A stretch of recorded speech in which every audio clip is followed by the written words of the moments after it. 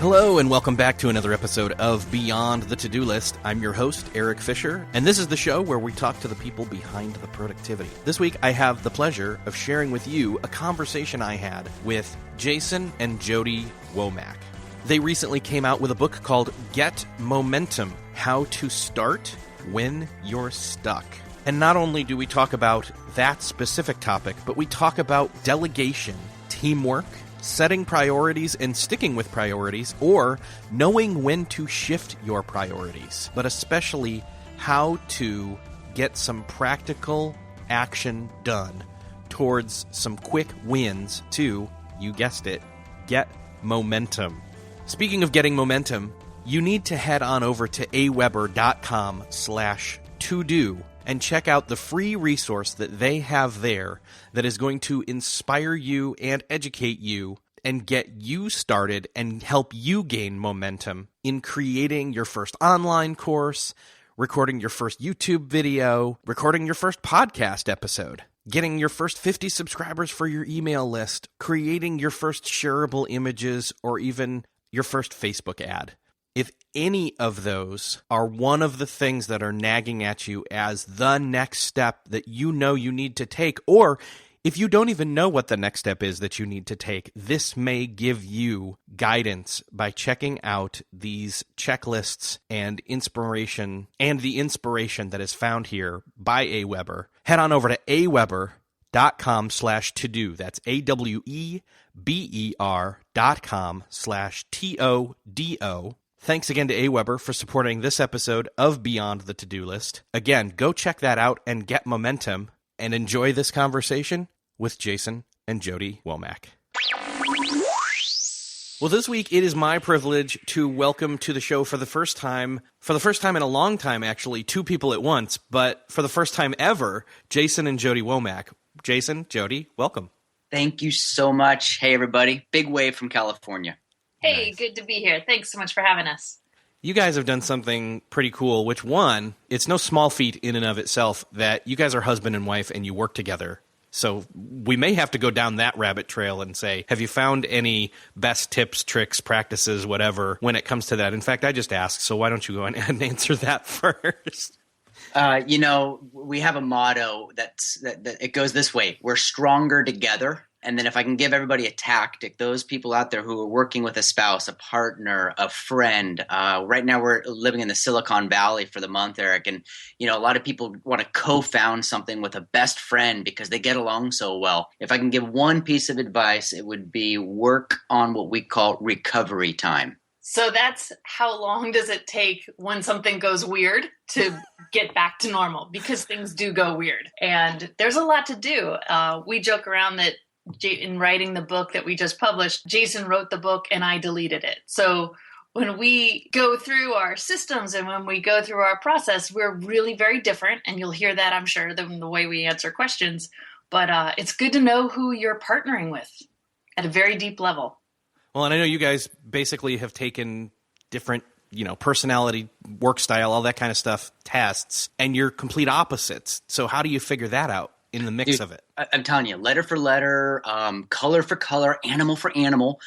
We line up on the opposite sides, which we'll both tell you, in the beginning of a relationship 24 years ago now, it drove us crazy. Things that Jodi could do, and she's sitting right here, so I'll say it out loud. But there's things that we can do that, because of the way we are, literally makes the other person nutty.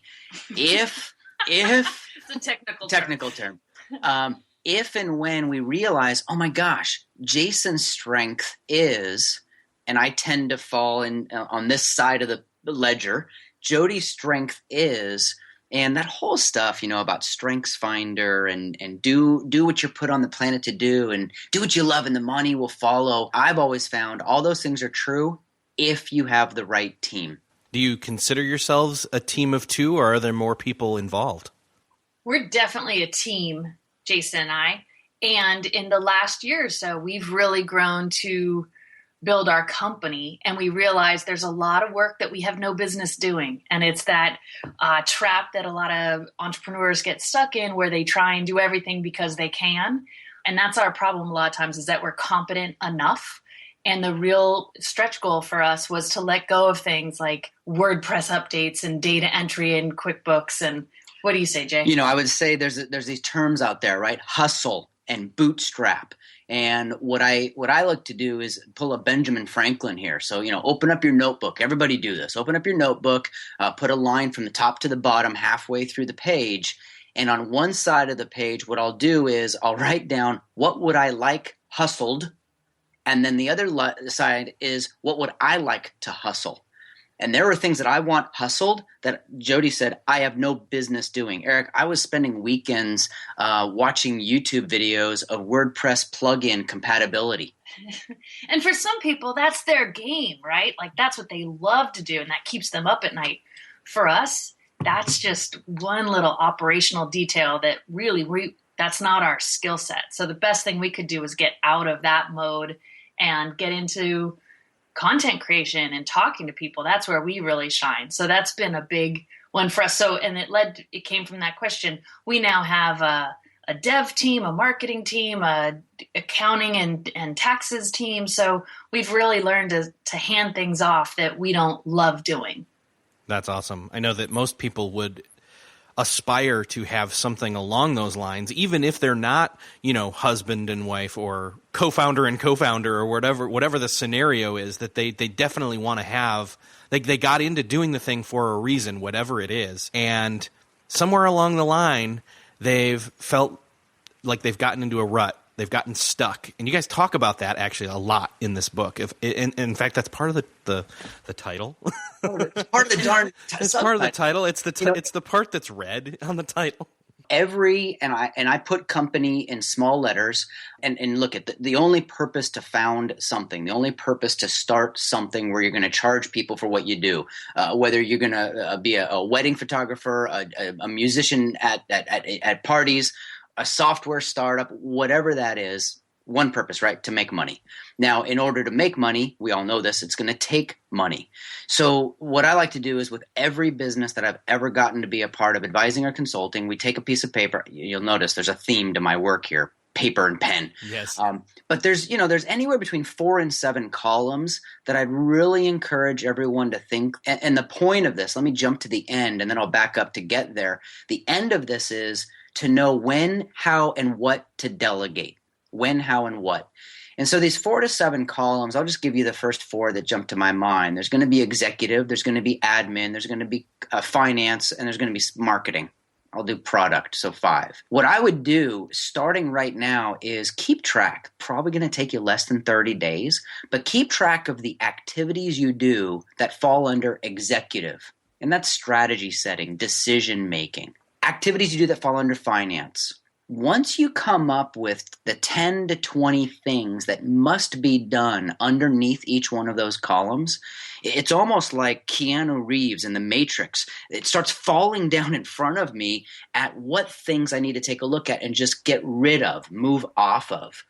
Jodi had a great comment. I heard her yesterday in a presentation we shared on stage, and she talked about, as an entrepreneur, she likes to say yes to more things, which actually flies in the face of convention. But here's what we realized. When we say yes to things and we put our full heart, our full brain, our full love, our full passion, those things that were going to come up that we would have said no to, they never even appear.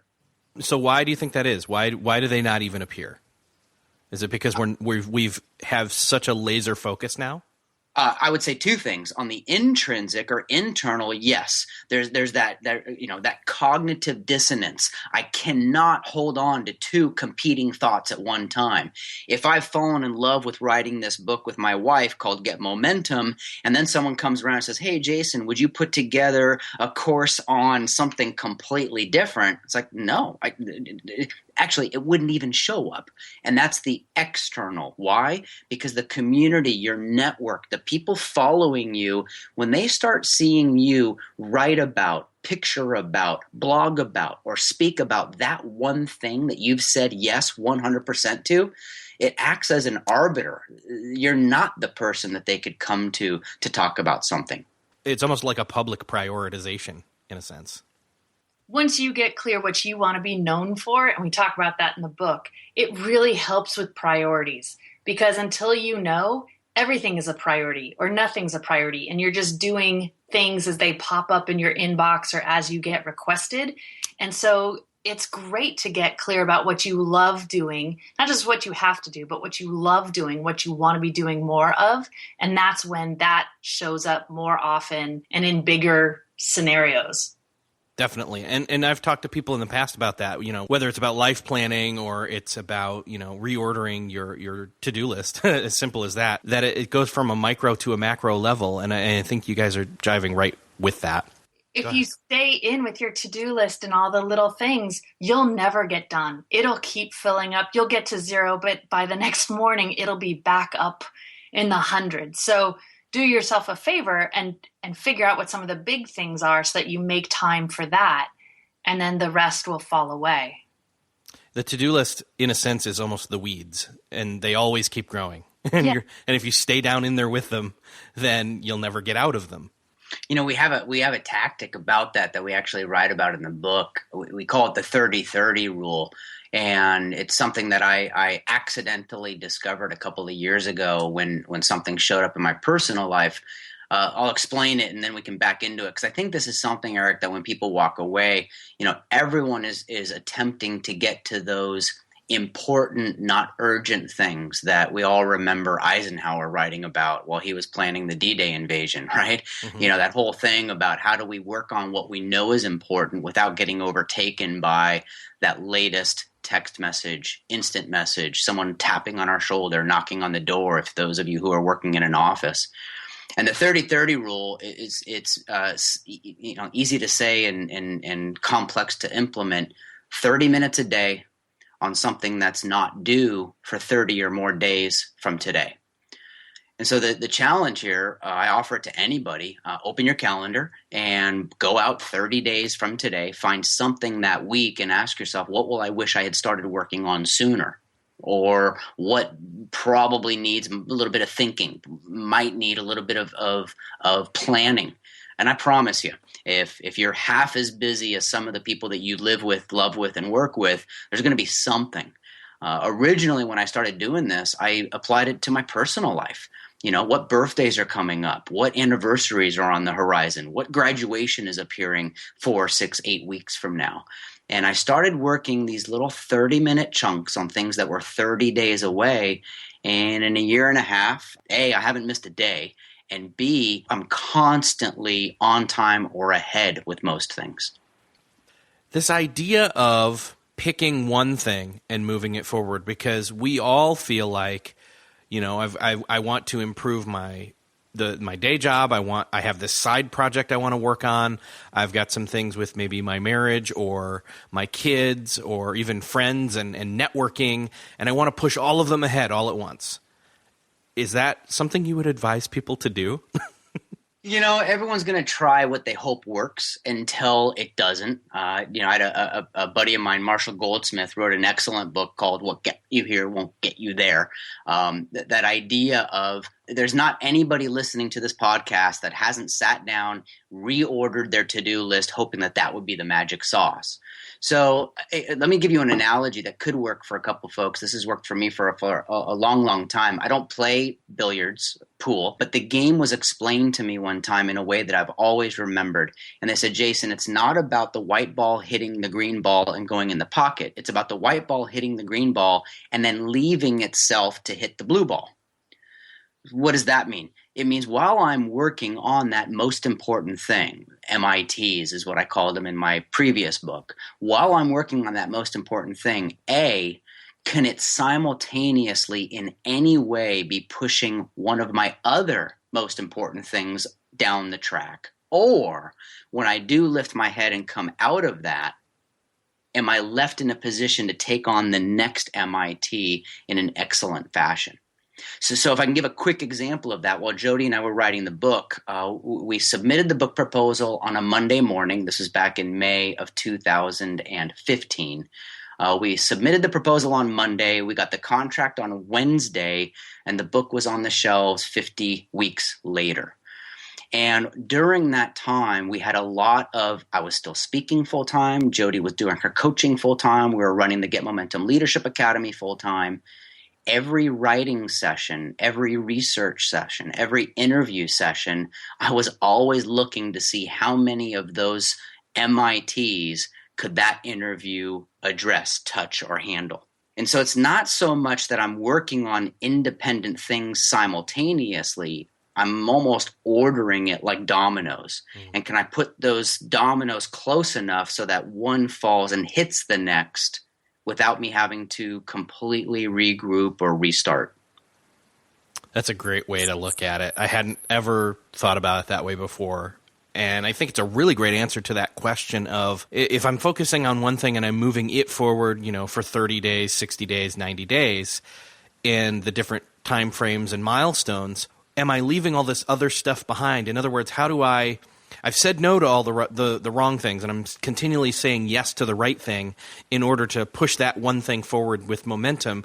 But man, there's still all these other things that are, left, right, and whatever, and I'm capturing them to eventually do. But I love the idea of dominoes, because if, as I'm going, oh, hey, I can pull this one thing that just came up the other day, and I know I can't do it right now, but I can do it indirectly as I'm doing this other thing that is in my, primary focus. You're blowing my mind. Can I give a real practical example of this, Eric? Do we have time? Oh, totally. Anybody out there who's planning a vacation with your family, if you're the quote-unquote head of the household, or if you're the teenager who's going to be dragged along on this thing. I got a buddy of mine who just took his family to Europe they did a 16-day tour of Italy. And 3 months before they left, he invited me over for dinner, and we had a little conversation before. But the conversation I led, and I asked the wife, I asked my buddy, and I asked his 2 teenage kids, I said, hey, what's your vision of an ideal 5th morning of vacation? Because here's the deal. They were all stoked and excited about day one. They were all really excited about that. He bought business class tickets to get from California to Italy. I mean, they were trying to download movies to plug into the airplane video system, right? But when we started talking about what's that 5th day, what's that 8th day, all of a sudden what happened is people started sharing what was more important to them. And it's fascinating to me. If I can get that other person to share with me how she or what she is looking at as the MITs, those most important things.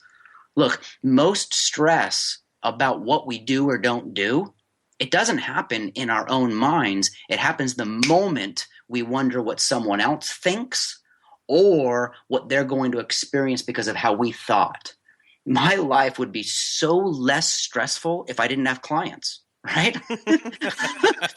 There'd be other stressors. And once we can get on the same page, I just had a call with a client that I'm working with in Kansas City. They make cool digital equipment that tracks you wherever you go. And the only question I asked, and she talked for, Jodi, what was it, about 17, 20 minutes. Yeah. I said, what will a success look like for the people who attend my 4-hour program? And then, Eric, I shut up. She went on for 17, 20 minutes. We walked away with 2 pages in my notebook of bullet points. Jason, if you address this, if you talk about this. She's seen me speak before. She says, oh, make sure you tell that one story that you told us. I'm always fascinated. Jodi and I don't have kids, but we have friends who have kids. And I'll go visit or at night if we're, being the aunt and uncle, they'll ask us to read the same story or tell the same story. And so once we identify what is it that we all want, and are you on the same page or where are we different, all of a sudden now I've seen to-dos fall off the list, calendar entries fall off the schedule, and really that gold appears of here's not even gold, it's probably platinum, right? Here's where we're going. I know that we always hear the idea of, it's good to say no to the wrong things and yes to the right things, and I get that, and my audience gets that as well. I mean, we've heard people say you've got to practice saying no, it's opportunity cost, all that kind of stuff. What it comes down to, though, is then they still feel. I mean, I get it. Like, I mean, if we start in with what we want to be known for, and we think about those things, it does help us prioritize. But what if, say, we've set up, our time frame, and we're working for a 30 a 30 or 60 or a 90-day milestone, but then stuff comes up, like real stuff that changes the direction. How do we handle that? I'd say this is where mentors come in, Eric. I'll be very transparent. The moment that I get thrown for a loop, the moment that something comes in that makes me redecide, reevaluate, reprioritize, if it's a biggie, if something coming in is competing for what I had already intended to do, I call someone smarter than me. I find that I can stay in my own head for hours, if not days, where if I'll sit down with a mentor, if I pull a Brene Brown, if I'm vulnerable, right? If I open up and say, here's where I'm challenged, here's where I'm confused, here's where it hurts, what do you see that I'm missing? And, darn perspective. If you're ever in a bind with your work, one of the tactics I give folks is just go to your kitchen and pull the ladder out of your closet and just take a 2-step up perspective around your kitchen. Because if you can change what you see with a stinking ladder in your kitchen, imagine how you can change your perspective if you get someone who's run down that path before. So for example, when Jodi and I sent the book proposal in to Wiley for Get Momentum, the moment they said yes, I went to Amazon, Barnes & Noble, I walked into bookstores and libraries, and I made a catalog of 100 books that were written by couples. I tried to find as many nonfiction ones that I could. And, I found some biggies. I found books that were written by Bill and Melinda Gates, by John and Diane Scully, by Bill and Hillary Clinton. And I put all these books in one chunk, and I started asking myself, what did they do as a couple that created a nonfiction piece of work that changed the way people looked at the world? And by the way, I wrote to them all. Anybody that I could find an address. Now, a lot of them didn't get back to me. John Scully did, former CEO of Apple. And he read the book, gave us a great quote. I talked to him on the phone. He gave me a couple of ideas about what he and Diane are doing to raise awareness about their mission to the planet. But the bottom line for me, once something comes in that competes against what I had already decided to do, if it's really pulling at my focus, I've got to sit down with someone smarter than me. And that actually works back to the idea that we all feel like we have to do all of our work all by ourselves. Right. And that's part of the game is we take on so much and we hold on to so much, and we don't have to do it alone. There's a lot of people on your side. Jason's mentioned earlier, we're stronger together. I like to say we're smarter together too. So it's a really good reason to be building your network and connecting to people before you're in need. That's a really important part. Mm-hmm. We've all gotten those kind of desperate emails on LinkedIn and, hey, I'm out of a job. Do you know anybody? That's a hard time to build your network, is when you're in that painful place. The best time to network, we always say, is when you have something to give. So if you can be building these relationships with influential people and building your network with people who actually care about you, when times get tough, you'll have a handful of people that you can call. And like Jason mentioned, you'll get this new perspective. We've been staying in the Silicon Valley for the last couple of weeks.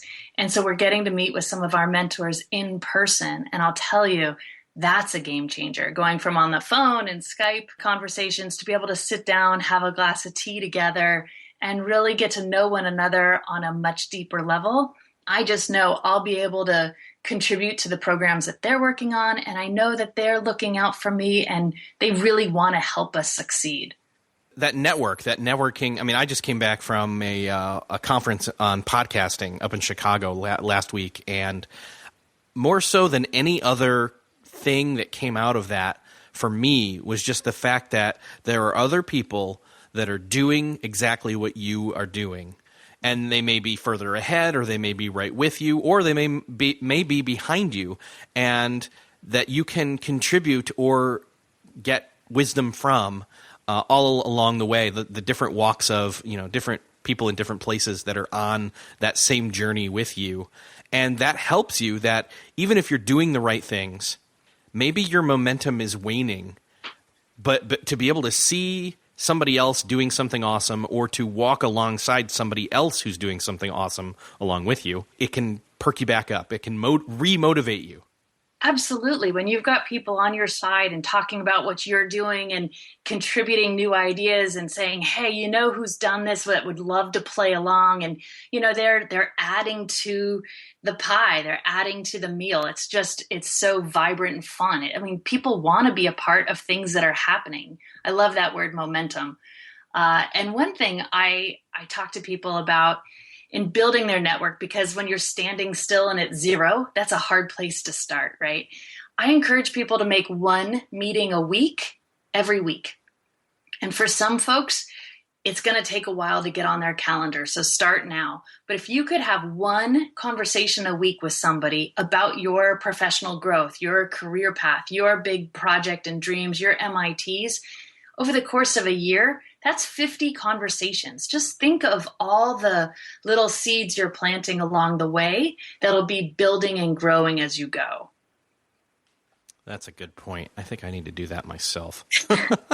It's a good show when I'm sitting here like taking notes and marking where I'm going to listen back to. One of the other cool things is to just acknowledge that you have made progress at some point. You're probably not starting at zero. You've probably put in a bunch of time towards something at some point that even if it's not where you want it to be, it's further along than having not started at all. So if I could take the question that I heard, I don't know what you asked, but here's the question I heard. I don't know what I asked either. My favorite story of that, I was actually out at the museum in Washington, D.C. The Atlantic magazine invited me out for a part of a think tank they had. And up on stage one day, there was a reporter with Bloomberg, actually, just after he'd finished up as mayor. And the reporter asked a very pointed, very well-crafted, this really powerful question, Eric. And then Bloomberg, he starts talking. And about 3 minutes later, the reporter jumps in. He says, Mike, you haven't answered the question I asked. And Mike says, no, you didn't ask the question I wanted to answer. I just loved it. That's awesome. So let's back up. Now we're getting into psychology, brother. Now we're getting into mindset stuff, which this is really where the gloves come off, because once someone will address the fact that there's a stranger in the mirror, it makes the window that much clearer. And I always encourage people. I said, look, if you're studying something, if you're trying something, my coaching to you would be to look in the mirror 2, 3, 4 times before you look out the window. What does that mean? If I look inside and I study from me, that man in the mirror, one of the things that is basic psychological American, I'm going to say human, but I've only seen this in South America and in Europe. I haven't traveled to Asia or Africa, so I have to hold how much I say I know. America is an acknowledgement-starved society. Okay? At the end of the day, there are millions of people who fall asleep at night who have no idea the impact they made. Now, there's teachers, there's doctors, there's service members, there's all kinds of people who helped our country. They helped someone in their family, community, or job. So what you've really touched on for me is something so significant to the power of momentum. Momentum first, this is my opinion, momentum starts inside, then other people notice it. So when you start talking about acknowledgement of accomplishment, of recognition of completion, you're going to see me perk up. So sometimes we have to manipulate it. We have to, I'm not going to necessarily say fake it till we make it, but I'll give everybody listening, I'll give you a 5-day challenge. For 5 days at the end of the day, what I want you to do is to write down one thing you completed and one thing you saw someone else complete, whether or not you tell them that you noticed what they did or not. At the end of those 5 days, you're going to have these 10 data points. And I defy anybody at the end of the day to look back on that day and write down what you accomplished that moved your mission forward and what you noticed someone else accomplished that helped you through the day. I challenge anybody to not feel some kind of re-engagement, re-motivation, or re-momentum. Before I got on staff with the David Allen Company, I used to teach the Getting Things Done seminars.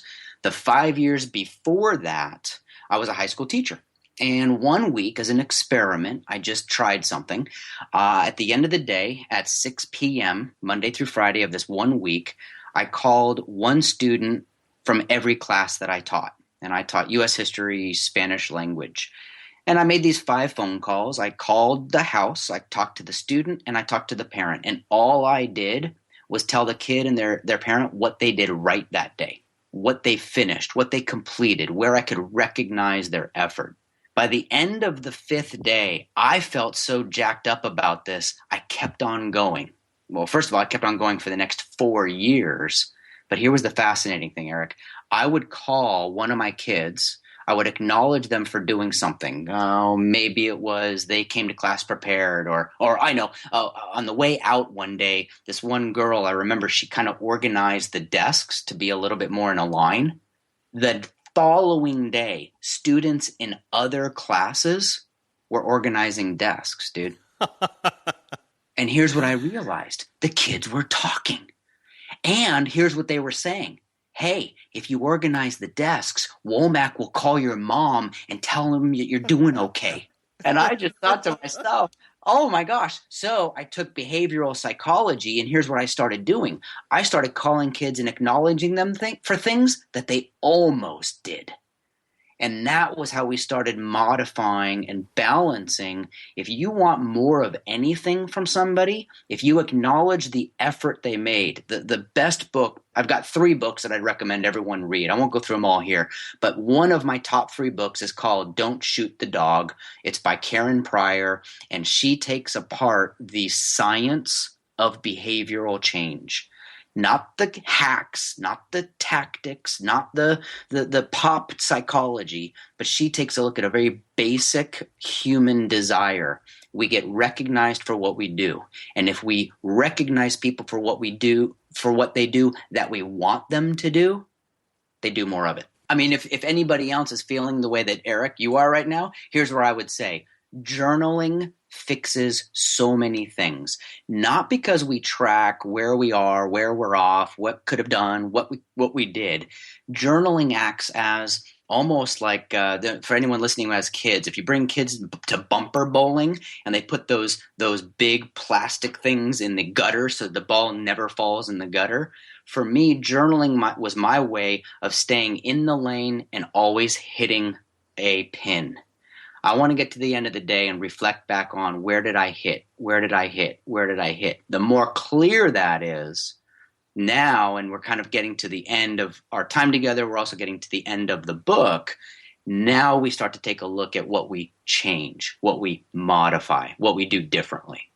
Well, that's an excellent place to land on, because I know you guys, first and foremost, this has been probably the best conversation that I've ever had with somebody who's come on because they have a new book out that doesn't spend all the time talking about the book.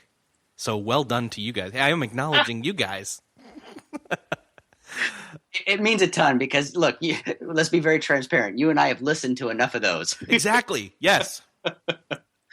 So kudos to you two for doing that, first and foremost, which means that then I can unequivocally say I have read the book, and we've touched on like 2 to 3 points that are in there, but there's so much more. And so I want to make sure we aim everybody towards where they can get momentum and then also connect with you guys about everything else that you're doing.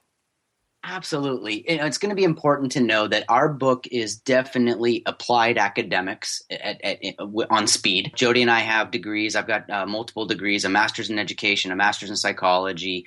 Jodi studied architecture, environmental studies, and psychology. So what we did is we took all of the understanding of how the brain works and how change is made. And then all we did is we carved out every practical tip that you can actually do. And the book was, I use the word accident. I don't know if that's fair. We didn't mean to write the book. 4 years ago, we started the Academy, our online version of Get Momentum. And over the years, we kept getting the same. Well, there are 5 questions, and we kept hearing these 5 questions over and over again. So what I'd love to do is have everyone, if you email Jodi or I, we'll send you the 5 questions. We have them as a little PDF. Actually, you know what? Better, if you go to getmomentum.com/book, You can download the first 2 chapters for free. You can also download the workbook, and the workbook has all 24 activities in a real nice printout fashion. And all that's free, Eric. So just jump over there, getmomentum.com/book. And if you do wind up picking up the book, let Jodi and I know, because we'd love to hear what you think. Awesome. I think that this is probably one of the most practical application books that I've had anybody talk about, or that I've honestly personally seen anytime recently. I've seen a lot of theoretical. This is definitely going to, I mean, the fact that you can go grab a workbook and work through it means something. Well, that's our hope and goal, is that people use it. This isn't theory. This isn't just need to know. This is actually you can do. It's a short book, don't you think? Oh, yeah. Yeah. Didn't take me, well, I'm a quick reader, so I don't know what that equates to for regular people, but it took me about 2 hours. Awesome. That makes us so happy. And, for us average mortals, we're hoping you can read it in an afternoon on a Saturday and then actually do something. Share it with a family member, share it with a coworker, say, let's try these 2 things this week and then meet up again. We lead this academy, and that's really what it's all about, is the practical application of doing these things, because we can all study and read and have all of this knowledge, but until we actually put it to work for us, it doesn't mean anything. And there's a lot of great projects and programs and more amazing things that need to be made by people. And this is the kind of book that helps get those things out into the world and become real. Well, and if anything's going to give you momentum, it's going to be getting some of those quick wins on the board. And that's definitely what you guys deliver. Awesome. Well, thank you so much. Thanks, brother. Jason, Jodi, it has been an awesome time talking with you. I hope we can meet up in person at some point. We will make that happen. I will make that promise. But until next time, thanks for being on the show. Already looking forward to it. And everybody, thanks for hanging out with Eric through all these podcasts. Remember, jump over to iTunes, give him a 5-star rating, and leave a great comment. If it's about this episode, even better. Thanks, everybody. Thanks. Take good care. Thank you. I really hope that you're walking away from this conversation much like I did, by seeing a few ways that I can shake things up and move things forward and, again, gain momentum, because it is very much about that. Feeling like you're in motion can help you maintain or even gain more momentum and motion. Make sure to check out all of the items and links mentioned in this episode over at the show notes, which you can find at beyondthetodolist.com/147. Thanks again for listening to this episode. Make sure to get even more momentum by heading on over to aweber.com/todo. That's AWEBER.com/TODO. Check out the free resource that AWeber has provided for listeners of Beyond the To-Do List. Take that next step with your online presence, whether it's a hobby or a business or just something that you feel like you've got to create. Check out that free resource again at aweber.com/todo. Grab those free resources. Let me know that you did. Thanks again to AWeber for supporting this episode of Beyond the To-Do List. If you've learned something from this episode, head on over to the show notes and leave a comment and let me know. Again, that's beyondthetodolist.com/147. Thanks again for listening. I'll see you next episode.